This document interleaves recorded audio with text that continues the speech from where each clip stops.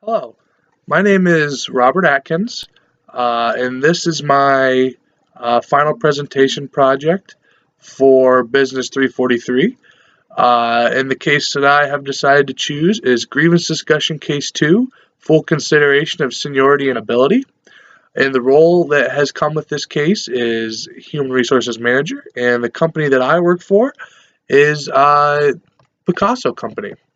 Some background about my company and about this case is we are a paint gun factory. We operate 3 shifts a day, and we currently only offer our leaders, our group leaders, on second and third shifts.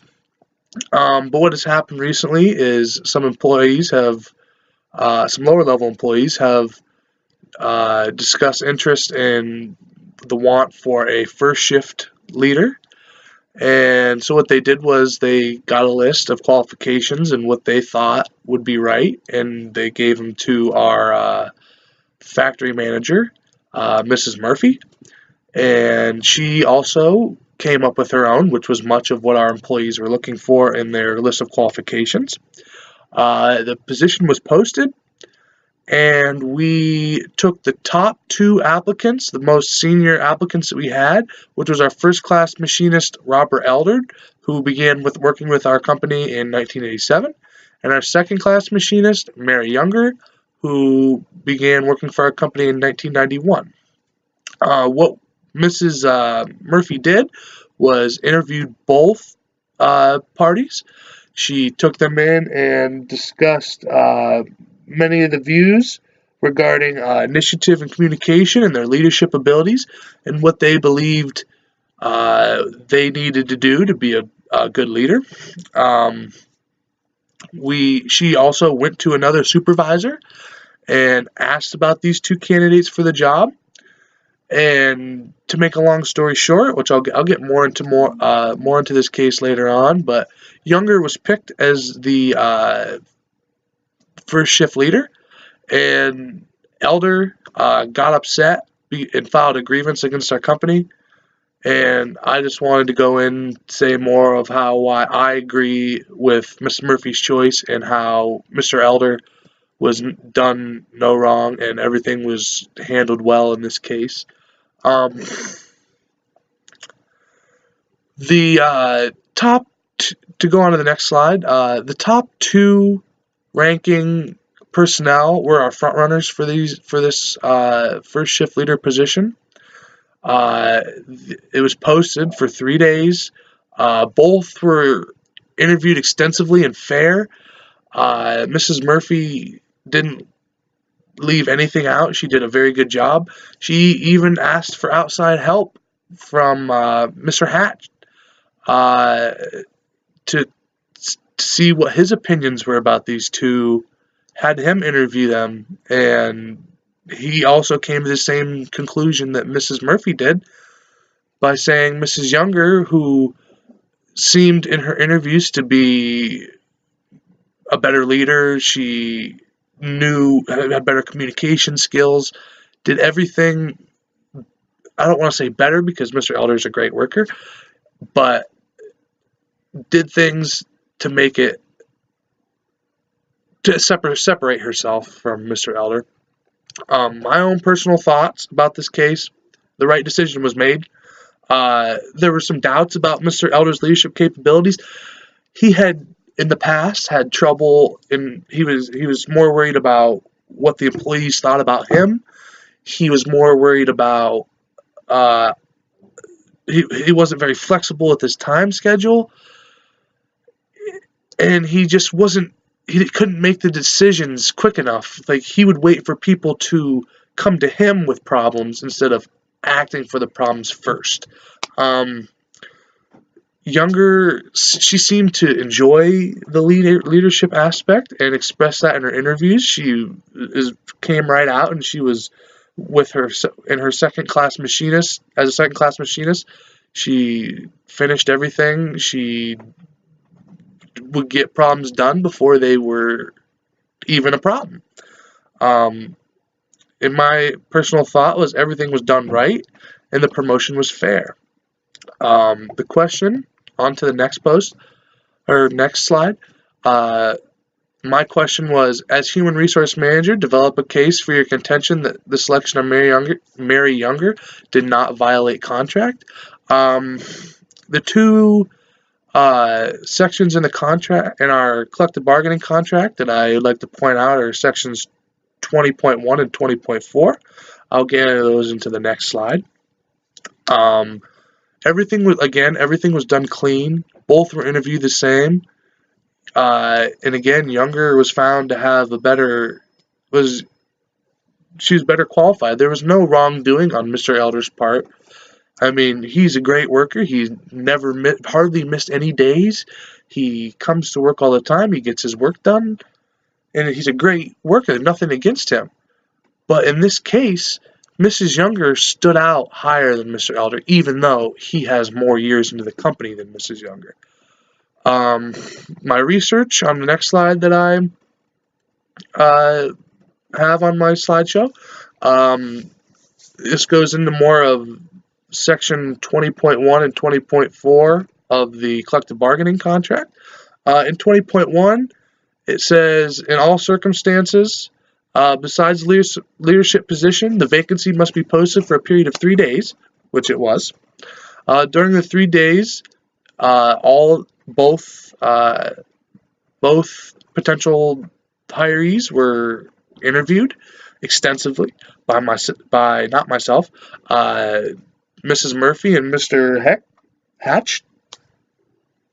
After those 3 days, we made the selection to go with Mrs. Younger, and 10 days later, she was put in first shift leader position.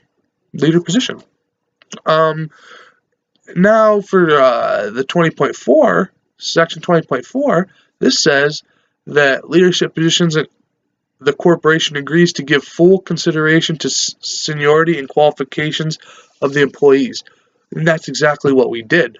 We took into account that Mr. Elder had been here longer, that he had probably had a little more knowledge of the company. But what we saw and what Mrs. Murphy saw in Mrs. Younger, that she was a much better leader and was more capable of getting things done and making sure they're done and making sure that everything's good and making sure things are getting done right.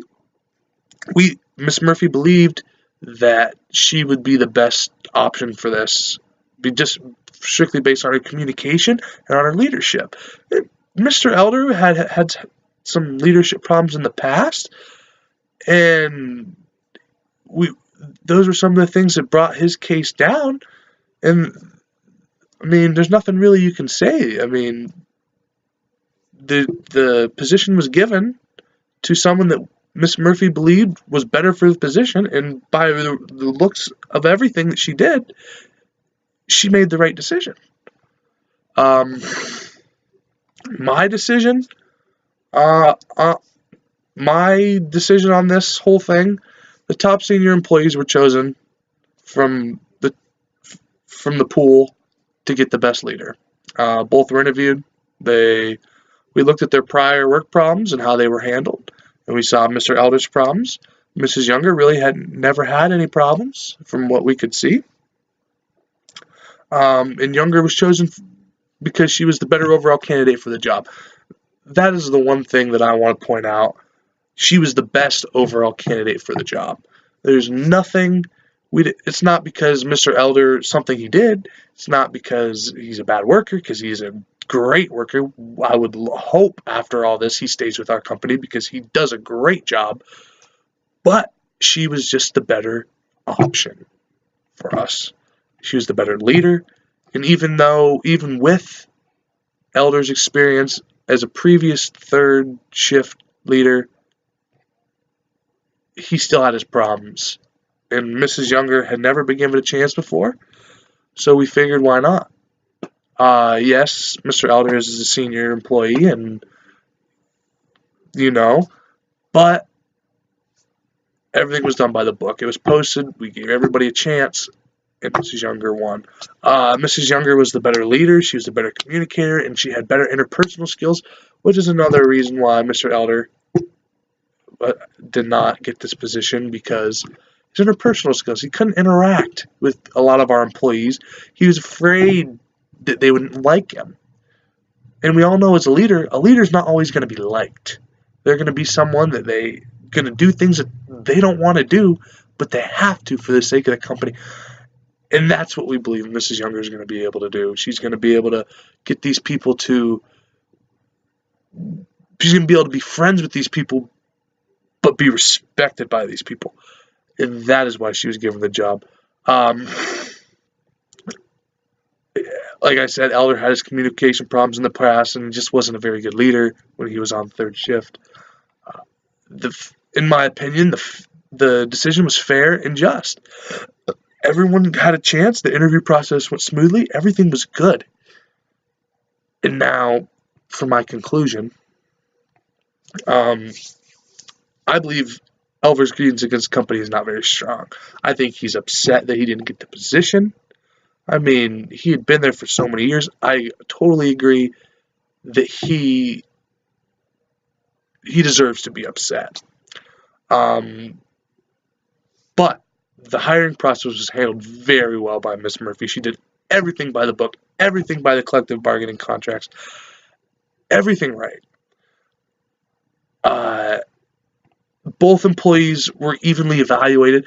We even put a little bit, Miss Murphy, I keep saying we, but Miss Murphy even put a little more extensive questions in for Mrs. Younger. She made the questions a little harder. And the way that Mrs. Younger seemed to adapt to those questions, or what separated her from Mrs. Elder. These questions weren't questions that were going to harm Mr. Elder from getting the position. They were just things that just because she was a younger employee, thought that we wanted to know. The outside input is another thing with Supervisor Hatch. He also believed that Mrs. Younger was a better fit, and that's, what else can you ask for? Two people believe that this person is better than the other. I mean, you even went to outside sources to ask. So there's no favoritism, nothing going on here. It was a business decision. The better leader was taken. The better employee was picked. What we could do to help ease the pain, I mean, I don't personally like doing this, but since Mr. Elder has been here with us for so long, and he is such a good employee, he never misses days, I think he deserves to be compensated a little bit. We could let him keep his first-class machinist job, and maybe when Mrs. Younger is unable to perform her duties, he could assist that, and he could step up into that role.